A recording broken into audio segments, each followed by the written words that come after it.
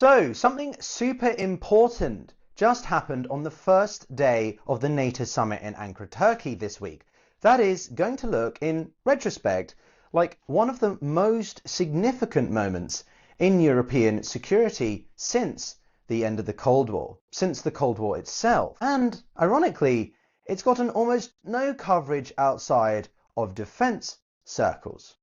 Indeed, 12 European nations, being led by the United Kingdom and co-partner Germany, have announced that they will be spending £37 billion, near enough $50 billion, over the next 10 years to build long-range precision missile capabilities. These are weapons capable of striking targets up to 1,250 miles away with pinpoint accuracy. These are weapons designed specifically, though, more importantly, to fill the gap left increasingly by Trump's America and withdrawal of its own long-range strike capabilities, as well as further threats towards Greenland and troop deployments. This is a weapon that, when it exists, will give Europe the ability to hit military targets deep inside hostile territory, but crucially without asking Washington for that permission first, and that has largely defined European defence and security doctrine for the best part of 50 plus years. So this is not a routine defence procurement announcement.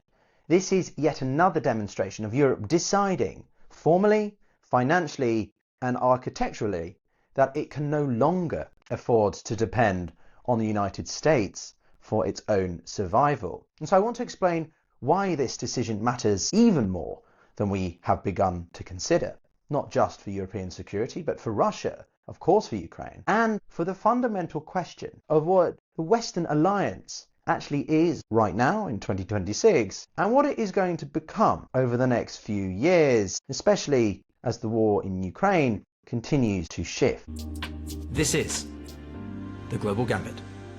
I wanted to drop a quick video update, a review of the first day of some of the key developments from the NATO summit. I'll be doing a deeper dive with a couple of guests at the end of the week to sort of break down and reflect on some of the proceedings. So do subscribe and look out for those videos and podcasts when they drop. But indeed, what's already happened in Ankara with this announcement, one of the lesser big issues that I thought was covered, that I wanted to cover alongside Zelensky's impressive speech and some of the other issues. Of course, at the time of recording, Trump has said that the ceasefire with Iran is over, so there's that to contend with. But I wanted to focus on Europe and understand how this announcement is another illustration of the intent and what does seem to be actually action being followed through from the words, the pledges. But let me know what you guys think in the comments, because it's a big announcement, and I genuinely think the Europeans mean it, otherwise they wouldn't announce it. But firstly, let's be precise about what this so-called Deep Precision Strike Coalition actually is, because this name matters less than what it actually represents. So right now, and this could probably change, 12 nations being led primarily by Britain, with Germany, and then also including France, the Netherlands and Ukraine, have committed to jointly developing a new long-range missile. Now, as we announced yesterday, Ukraine is now being seen as a contributor to NATO, and being included in this project shows that the Europeans are putting Ukraine at the forefront of missile and military shifts, given their preeminent experience on the battlefield. So this weapon, or these weapons, are designed to strike targets between 3 and 1,250 miles away with this pinpoint accuracy, capable of destroying things like enemy bombers, preparing for takeoff, hitting military production facilities, or degrading logistical networks that sustain large-scale military operations. Now, in the hypothetical scenario of a Russian invasion or a set of campaigns in, say, the Baltics, these will be incredibly significant for taking out military sites near those border points, or the areas that the Russians first crossed the line. Now, Britain is leading this coalition, and the Prime Minister, Keir Starmer, is attending his final NATO summit, so he wants to be seen as leading and leave an imprint, if you like, on foreign policy from the UK, one of his legacies. And he's saying this is being seen more and more like a European NATO than ever before. Another concept we could argue is NATO minus, without the United States, but the US hasn't left, so it's sort of up for debate. But the immediate context is important, that earlier this year, Trump had cancelled a Biden-era plan to deploy a battalion of Tomahawk cruise missiles to Germany, a deployment that had been designed specifically to give Europe long-range strike capabilities against targets inside Russia. Now, this cancellation has left this gap, and so the Deep Precision Strike Coalition, or DPSC, is the European response to that gap. Now, considering how long timescales can be in European decision-making, a few months between having those cancellations occur to now announcing this is pretty quick, and so it bodes well. We should always retain cautious optimism, as I say. But this sits within a broader architecture being assembled simultaneously. Alongside this military coalition, separate European initiatives are being developed for an independent air defense system and independent intelligence and reconnaissance satellites. Now, from all the conversations I've had on the show or other podcasts that I listen to, the single biggest Achilles heel Europe has is things like surveillance and logistical areas. And so there are 3 separate programs here, all aimed at the same goal: ending Europe's dependence on American systems across the entire military kill chain, so to speak. Now, again, I don't want to say that I'm happy about this. I want to believe in the transatlantic relationship, but I am a Europeanist first and a transatlanticist second. And as it's been seen, there is no European combat operation which is currently conceivable without approval, software, or systems from the United States. Europe is not yet prepared to defend itself without America. And so the DPSC is the first concrete step towards changing that, towards this, you could say, grand strategic shift, not just a strategic shift, but the grand strategy of Europe as a whole. Indeed, the UK, for example, can't even utilize its own Trident nuclear weapons without an input from the United States. That's just an example of how the US still has a capacity to control the military and defensive decision-making of individual states. Now, to understand the significance announced in Ankara, you have to understand what changed to make it possible and what changed to make it necessary. For decades, Europe has accepted what Germans have called an expensive dependency on American military power, or in their phrasings. Not because European leaders didn't understand the risk, but because challenging that dependency felt much more dangerous than maintaining it. At the time, the Europeans didn't feel an existential threat from Russia, and therefore the idea of challenging the United States was an unnecessary one and, well, a very disapproved one. If Europe built its own military capacity, Washington therefore might interpret that as a signal to reduce its own commitment, and suddenly Europe would be left high and dry much sooner than they were ready to plug that gap. Better to keep the Americans engaged simply by remaining somewhat dependent on them. But of course, with all the developments in the past year and a half, perhaps 4 years with the full-scale invasion of Ukraine, the logic has collapsed, and it's largely collapsed because of one reason or one individual. Well, I think we know who, the orangutan, Mr. Trump. Trump hasn't just pressured European allies to spend more, he's cast doubt on that whole idea of Article 5, the Mutual Defence Clause. He's cancelled these Tomahawk deployments to Germany. He's announced a continual 6-month review of the entire US presence across Europe. And he's proposed punishing allies who didn't meet spending targets by restricting their access to American tech and deprioritizing their arm purchases. And of course, the continued threats on the sovereignty of allied nations like Greenland, or just insulting some of his closest former partners and advocates like Giorgia Meloni, the leader of Italy. All these things demonstrate the strategic short-sightedness of Donald Trump, and that his priority is China or anywhere but Europe. But, well, he's been dragged into a war with Iran of his own choice and hasn't been able to end the war in Ukraine in 24 hours. So, well, it shows he's not perhaps the best at following through on his threats and often just tacos anyway. Now, the calculation European leaders have been making is that remaining dependent on America was safer than building that independence. That independence is now a vulnerability than a guarantee. An America that might not show up is not an America you can afford to build your entire security architecture around. Indeed, in some cases in parts of Europe, the only defensive capabilities are from the US. There is no physical military in certain countries. They're more like the Coast Guard. But In this case, it's still within the interests of the Americans to remain in Europe, as we've seen through the bases that they've utilized for bombing parts of Iran in the past few months. So what Ankara represents now is the moment Europe internalized that reality and is starting to react, build, develop accordingly. All of this times in with a other significant announcement or paper analysis from an influential think tank, where it was looking at the strategic context for everything being discussed in Ankara and saying the things that European governments are thinking but rarely say directly.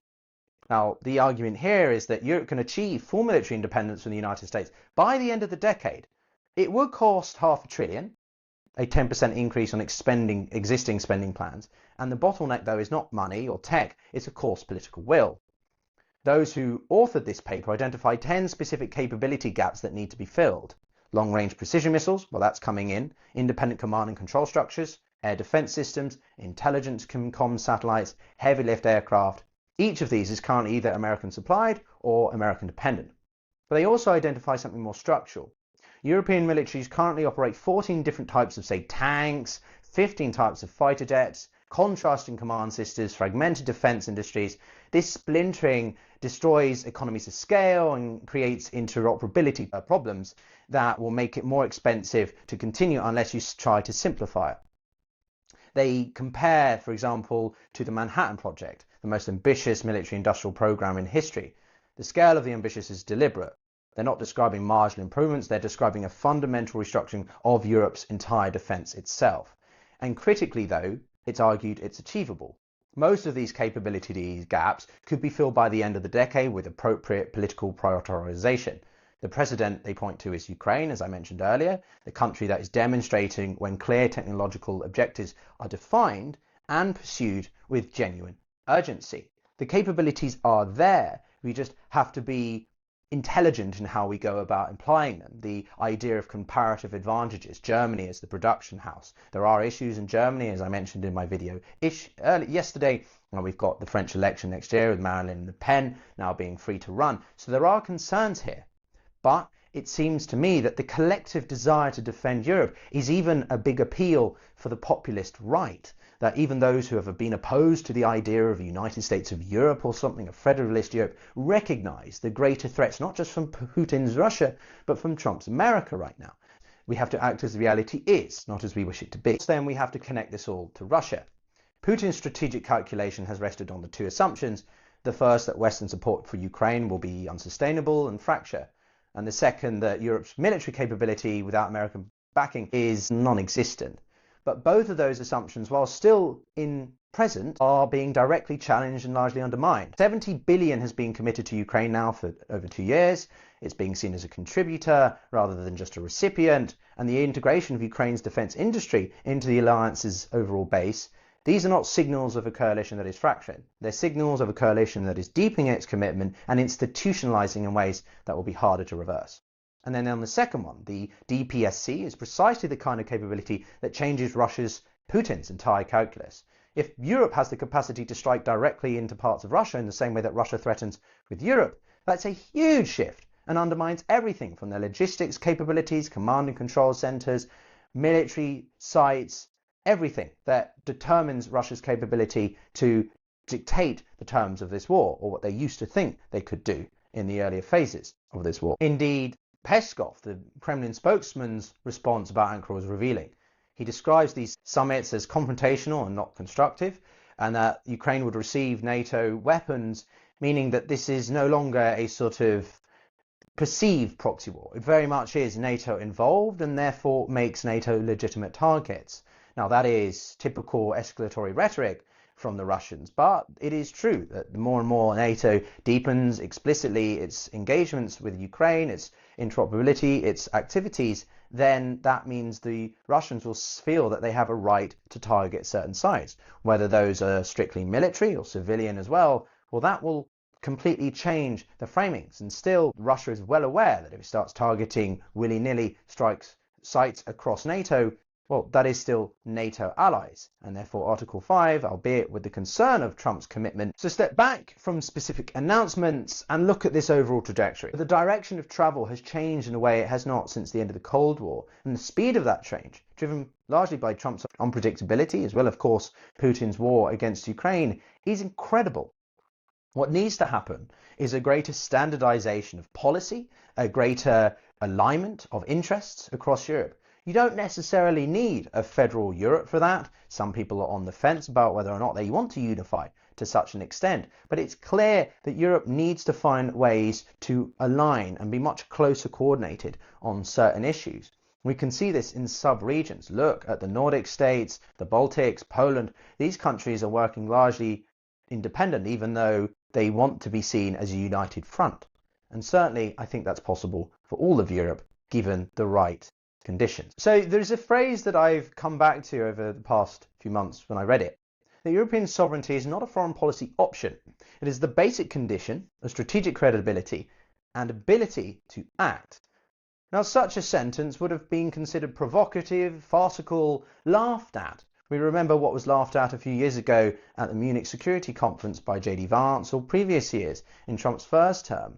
But Europe understands now the reality of the situation is conducive to, well, having to wake up. And whilst it might sound a bit repetitive, it's incredibly important.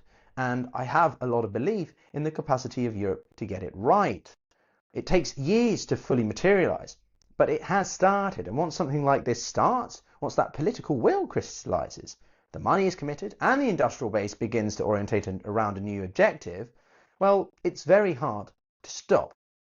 But we'll just have to see what comes out of the second day in Ankara. And as I say, I'll be back at the end of the week for a deeper dive, breakdown of the biggest proceedings and implications, not for Europe, but for Ukraine, Russia, and of course, the entire globe. Speak soon. Take care.